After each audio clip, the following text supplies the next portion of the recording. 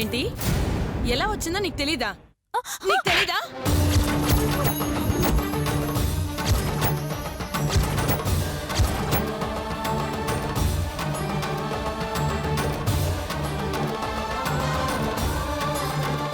ఏంటే నీ కంటికి మరీ మేము అంత పిచ్చోళ్ళ కనిపిస్తున్నావా? లేకపోతే ఏం చెప్పినా నమ్మే బెరోళ్ళ కనిపిస్తున్నావా? కళ్ళ ముందు ఫోటోలు కనిపిస్తున్నా కూడా నాకేమీ తెలీదని బుకాయిస్తున్నావంటే ఎవరిని మోసం చేద్దావని నువ్వు? అమ్మా, నేను చెప్పేది నిజమమ్మా. నేనెవరిని మోసం చేయట్లేదు. నిజంగా ఆ ఫోటో ఎక్కడి నుంచి వచ్చిందో కూడా నాకు తెలీదు. రూమ్ లో పడుంటే చూసానమ్మా. నన్ను నమ్మండి అమ్మా, ప్లీజ్. నోరు ముయ్యవే.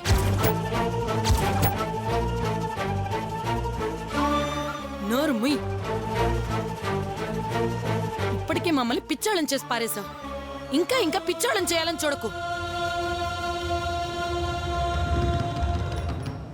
నీకు తెలియకుండా ఆ ఫోటో మన ఇంట్లోకి ఎలా వస్తుంది? అందులోనూ నీ గదిలోకి ఎలా వస్తుంది? చెప్పవే, ఎలా వస్తుంది? అబద్ధాలు చెప్పడానికి కూడా ఒక అర్థం ఉండాలి. కనీసం నమ్మేలా ఉండే అబద్ధాలన్నా చెప్పవే. లేకపోతే మా బిడ్డ మమ్మల్ని ఇంత దారుణంగా మోసం చేసిందా అని సిగ్గుతో తలదించుకొని చావాల్సొస్తుంది. చావాల్సొస్తుంది.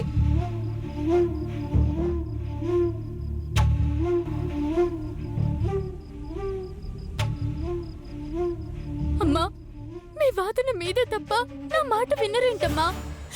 నిజంగా దాని గురించి నాకు తెలియదమ్మా.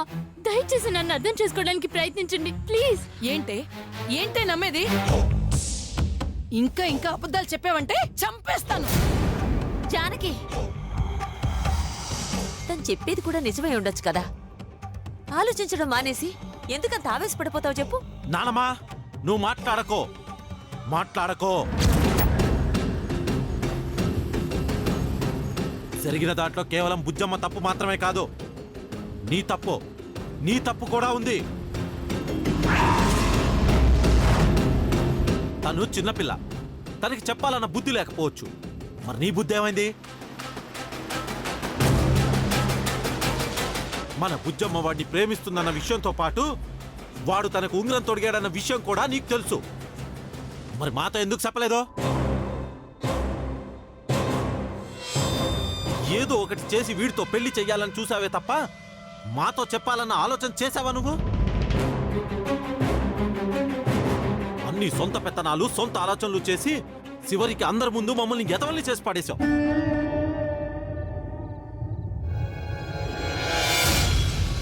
నువ్వు గాని ఎవరో ఒకరు మాతో ఈ విషయం చెప్పుంటే పరిస్థితి ఇంత దూరం వచ్చుండేదా? 10 మందిలో పరువు పోయుండేదా? సిన్నానకల అవమానంతో బతకాల్సిన పరిస్థితి వచ్చుండేదా? చెప్పండి, వచ్చుండేదా?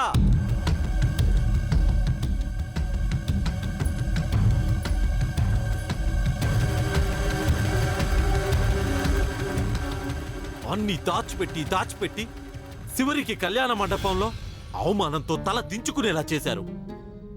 ఇంకా దాచిపెట్టి ఏం చేద్దాం అనుకుంటున్నారు? ఈ ఇంటిని వల్లకాడు చేద్దాం అనుకుంటున్నారా? చెప్పండి, వల్లకాడు చేద్దాం అనుకుంటున్నారా?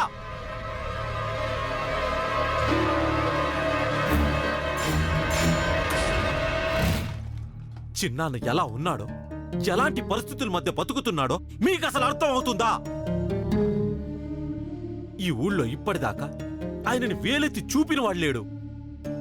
కానీ ఈ విషయం జరిగిన తర్వాత నలుగురు ఏం మాట్లాడుకుంటున్నారో, ఎలా మాట్లాడుకుంటున్నారోనని ఆయన బయటికి వెళ్ళలేక 4 గోడల మధ్య నరుకం అనుభవిస్తున్నాడన్న విషయం మీకు తెలుసా?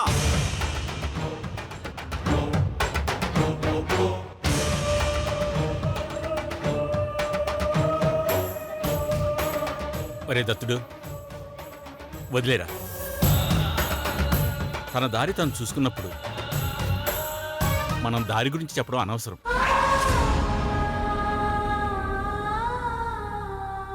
ఎక్కడికి వెళ్ళాలో నిర్ణయించుకున్న వాళ్ళకి ఎలా వెళ్ళాలో చెప్పడం అమాయకత్వం అవుతుందిరా.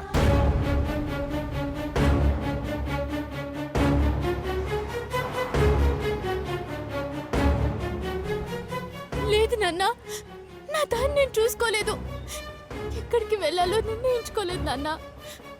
దయచేసి నన్ను నమ్మండి నాన్న, ప్లీజ్. జానకి, మాట్లాడొద్దని చెప్పు.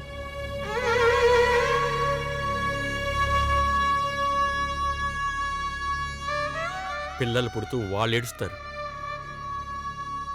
పెద్ద అయ్యాక తల్లిదండ్రులను ఏడిపిస్తారన్న నిజాన్ని తను మరోసారి నిజం చేసిందే.